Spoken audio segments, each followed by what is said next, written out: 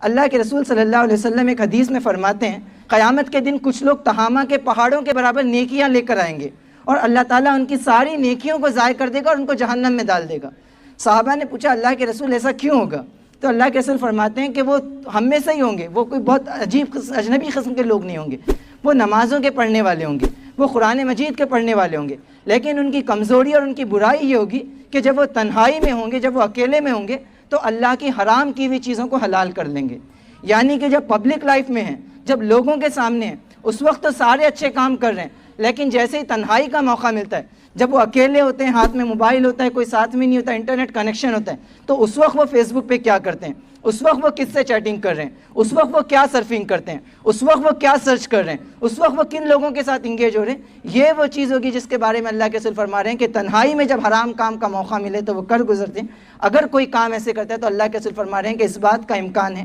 کہ آپ تہامہ کے پہاڑوں کے برابر نیکیاں لے کر جائیں اور آپ کی ساری نیکیاں ضائع ہو جائیں۔ تو کہیں ایسا نہیں ہو کہ آپ ایک طرف نیکیوں کا انبار لگائیں، دوسری طرف گناہ بھی کرتے رہیں، اور at the end of the day جب آپ قیامت کے دن اللہ کے پاس پہنچے تو آپ کے ان گناہوں کے نتیجے میں آپ کی نیکیاں ضائع ہو جائیں۔ یہ بڑی اہم چیز ہے۔ اب اگلی چیز ہے، میں آپ سے کہوں گا کہ یہ جو ساری سچویشن ہے اس میں ایک اور اصول بہت اچھے سے سمجھیں۔ جو آیت یہاں بیان کی گئی ہے اس میں اللہ تعالیٰ فرما رہا ہے کہ لا تقربوا الفواحش، یا دوسری جگہ فرماتا ہے لا تقربوا الزنا، زنا کے قریب بھی مت جاؤ، فحش کاموں کے قریب بھی مت جاؤ۔ یہاں ایک بہت اہم نقطہ ہے، دیکھیے وہ کیا ہے۔ اللہ تعالیٰ یہ نہیں کہہ رہا ہے کہ فحش کام مت کرو، اللہ یہ نہیں کہہ رہا ہے کہ زنا مت کرو، وہ کہہ رہا ہے کہ اس کے قریب بھی مت جاؤ۔ ان دونوں میں ایک بہت مائنیوٹ سا فرق ہے۔ دیکھیے جب شیطان انسان کے پیچھے لگتا ہے تو شیطان مختلف ہیلوں بہانوں سے اس کو بھڑکانے کی کوشش کرتا ہے، تو وہ انسان کو مطمئن کرتا ہے۔ انسان بیسیکلی کیا کرتا ہے، صرف اپنے ضمیر کو مطمئن کرتا ہے۔